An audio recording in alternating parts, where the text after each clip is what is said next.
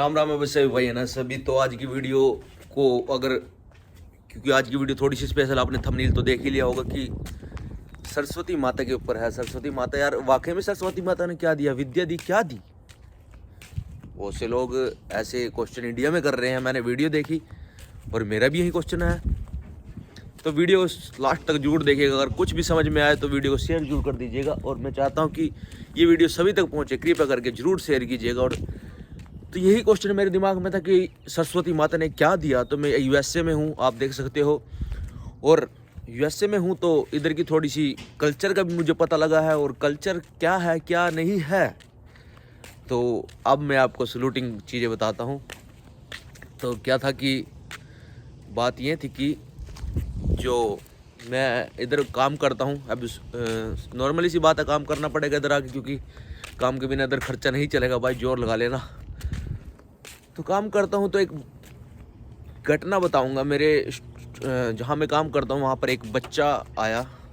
बच्चा मतलब एक अपने पेरेंट्स के साथ आया, बच्चा अपने फादर के साथ आया, और उसके हाथ में एक बुक थी, किताब थी। उसको किताब, बच्चा मतलब इतना बच्चा नहीं था, 11-12 साल का था, कम से कम 11-12 साल का था। लेकिन उसके हाथ में एक बुक थी और उसके हाथ से वो बुक नीचे गिर गई। तो उसने बुक को 2 बार लात मारी।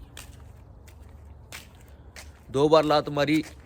तो हम हैं इंडियन, तो मैंने उस बुक को उठाया। तो लेकिन यानी कि बच्चा था, 11-12 साल था 11-12 साल की उम्र में हम भी थे। अगर पैर लग जाता था बस्ते को, यानी कि जिस बैग को भी हमारा पैर लग जाता था, या गलती से किसी कागज़ पड़ा उसको पैर लग जाता था, हम नचकारते थे। लेकिन उसी कागज़ को इधर टॉयलेट पेपर में इस्तेमाल करते हैं।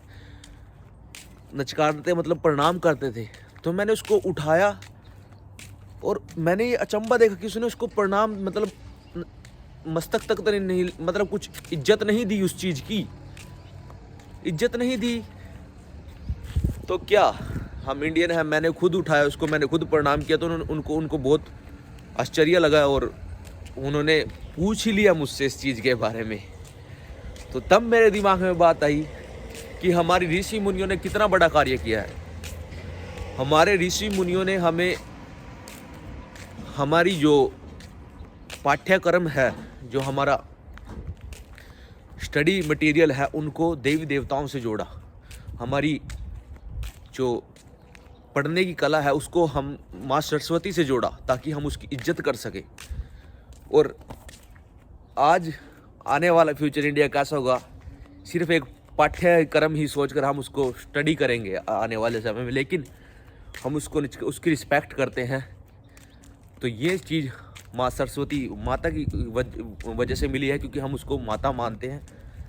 जो विद्या है उसको माता मानते हैं, और सरस्वती माता का ही स्वरूप मानते हैं, इसलिए हम उसको इतनी इज्जत देते हैं।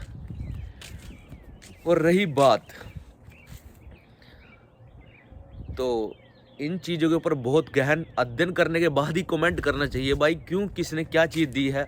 अब डेली व्यूओं के चक्कर में, उनके चक्कर में यूट्यूब पे, फेसबुक पे लाइव आकर धर्म को गालियाँ देना स्टार्ट कर देते हो। इधर बाहर बैठे लोग जिनको इनकी नॉलेज है उनको बहुत बुरा लगता है। इसलिए कृपा, अगर आप इस धर्म को नहीं मानते तो इस धर्म को फॉलो ना कीजिए, अपना धर्म चेंज कर लीजिए, कोई दिक्कत नहीं है। लेकिन चेंज करने के बाद भी दिन रात गालियाँ देने पे लगे हुए हो। और रही बात मंदिर में ना जाने की, मैं ओबीसी समाज से आता हूँ। आपकी नज़र में शूद्र, तो मंदिर एक वैष्णव स्थान होता है भाई, वैष्णव स्थान, जहाँ पर लोग मास से बिल्कुल दूर रहते हैं, वही लोग मंदिर में जाने चाहिए। ठीक है, कुछ मंदिर तामसिक मंदिर भी हैं, मतलब जो जहाँ पर तामसिक क्रियाएं होती हैं, तंत्र क्रियाएं होती हैं, वहाँ पर बहुत सारे ऐसे समाज के भगत निकल चुके हैं वहाँ से, क्योंकि वहाँ पर तामसिक क्रियाएं होती है। और तामस से जो जुड़ा हुआ है, आपको ये तामस वर्ड समझ नहीं आएगा, लेकिन फिर भी मैं बता दूँ, वहाँ से बहुत निकले हैं।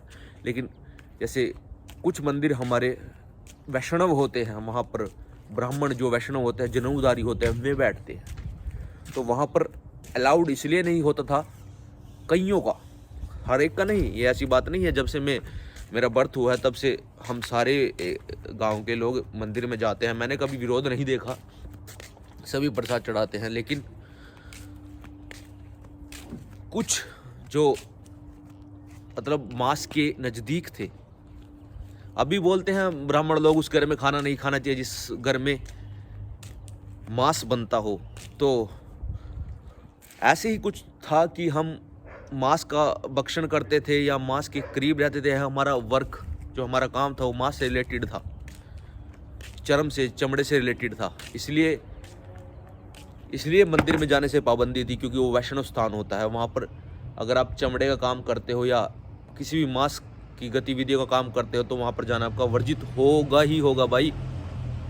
लेकिन अब वो मेरा 95 में जन्म हुआ, उसके बाद मैंने कभी ये चीज़ें नहीं देखी है। लेकिन उसके बाद मैंने सिर्फ गालियाँ ही गालियाँ सुनी है हिंदू धर्म के बारे में और अपने धर्म के लोगों से सुनी है। तो कृपया करके ये ऐसी गतिविधियाँ ना कीजिए और समझे, उस चीज़ को समझे कि हमारे ऋषि मुनियों ने वे चीज़ें क्यों दी है। मुझे भी नहीं पता था। जब मैंने जो माता का शवरूपों का वर्णन है सप्तशती पाठ में, तो यहाँ से स्टार्ट होते हैं। नेत्र रूपेण संस्थिता, वाणी रूपेण संस्थिता, शक्ति रूपेण संस्थिता। सीड के हर एक अंक प्रदर्शित किया है माता के स्वरूपों में। तो इसके पीछे बहुत तगड़ा ज्ञान है भाई, बहुत तगड़ी नॉलेज है। हमारी बुद्धि उतनी नहीं है क्योंकि हम सोचते ही विचित्र हैं। तो कृपया करके नास्तिक बने, लेकिन नास्तिक बन के नास्तिक खोजी बने, क्योंकि हमारे आसपास बहुत सारी ऐसी चीज़ें हैं जो विचित्र हो रही हैं, जिसको आस्था से जोड़ा जा रहा है। उसके बारे में रिसर्च करें, बिल्कुल अंधभक्त होकर एक आध्यात्मिक दृष्टि से भी उस चीज़ को देखें और एक अनाध्यात्मिक दृष्टि से भी देखें। हाँ, कई जगह ऐसी है जो वैज्ञानिक क्रियाएं हो रही हैं उधर, लेकिन उसको अध्यात्म से जोड़ दिया गया है। लेकिन कुछ चीज़ें ऐसी है जो आध्यात्मिक है भाई, और आध्यात्मिक चमत्कार कई जगह हो रहे हैं, बहुत जगह है। आप नहीं समझोगे क्योंकि आपकी बुद्धि भ्रष्ट हो चुकी है। एक माइंड को एक बार जीरो करके कोरा कागज करके फिर सोचना स्टार्ट करो, तब जाकर आपको चाहे समझ में आ जाए ना आ जाए। और आज के समय में सिर्फ ये बीजेपी को गालियाँ देने के लिए हो रहा है, लेकिन मेरा मानना है कि अगर बीजेपी ने कुछ कार्य किया है, ना तो ओबीसी समाज के लिए ना जनरल समाज के लिए, सिर्फ एससी समाज के लिए कार्य किया है बीजेपी ने। हमारे गांव में अगर कोई नौकरी लगा है तो एससी समाज के सबसे ज़्यादा लगे हैं बीजेपी गवर्नमेंट में।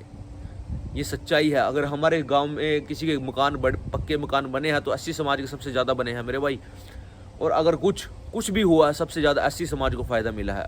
अगर गांव में अनाज कुछ भी बनता है, अनाज भी आता है, कोरोना के उसमें आया तो सबसे ज़्यादा एससी समाज के लिए आया है भाई। तो ये सच्चाई बात है। बाकी गालियाँ देने वाले और सपोर्ट करने वाले जनरल समाज वाले हैं बीजेपी का ज़्यादातर, लेकिन गालियाँ देने वाले एससी समाज के। लेकिन जनरल के लिए कुछ नहीं किया, बल्कि टैक्स से। ऐसी बात नहीं है कि गरीब लोग जनरल में नहीं है, बहुत लोग हैं हमारे गांव में भी है, ब्राह्मण लोग भी बहुत गरीब हैं, और भी सभी जाटों में से भी सभी जनरल लोग भी गरीब होते हैं मेरे भाई। तो इसलिए आर्थिक आधार पर ही आरक्षण होना चाहिए, ये मेरा मानना है। मैं खुद आरक्षण मिला हुआ है, मैं ओबीसी समाज से आता हूँ, लेकिन सच्चाई बात है आर्थिक आधार पर ही आरक्षण होना चाहिए। तो मेरे ये विचार थे थोड़े से। तो मैं बाहर हूँ, यहाँ पर मैंने बहुत सारी विचित्र चीज़ें देखी है। विचित्र चीज़ें पहले मैंने आपको यही बता दी है कि एक बच्चे ने किताब को 2 बार पैर लगाया, लेकिन उसको नमस्कार नहीं किया, यानी कि उस किताब की इज्जत नहीं की। तो उस किताब की इज्जत नहीं की मतलब उस स्टडी के लिए उसकी कोई इज्जत नहीं है। अगर आपको नहीं पता तो बाहर जो लोग हैं उनको यहाँ की स्टडी के बारे में पूछ लीजिए कि कितनी संस्कार होते हैं इन बच्चों के अंदर स्कूलों से। लेकिन ये संस्कार सिर्फ हमारे इंडिया में ही दिया गया है कि अगर पैर लग जाए तो उसको माथे से लगाना है। वो विद्या है और वो देवी का स्वरूप है, माँ सरस्वती का स्वरूप है। इसलिए माँ सरस्वती को हमारे ऋषि मुनियों ने विद्या से जोड़ा है, हमारी पाठ्यक्रम से जोड़ा। तो जय श्री राम सभी को, और आशा करता हूँ वीडियो को शेयर जरूर कीजिएगा।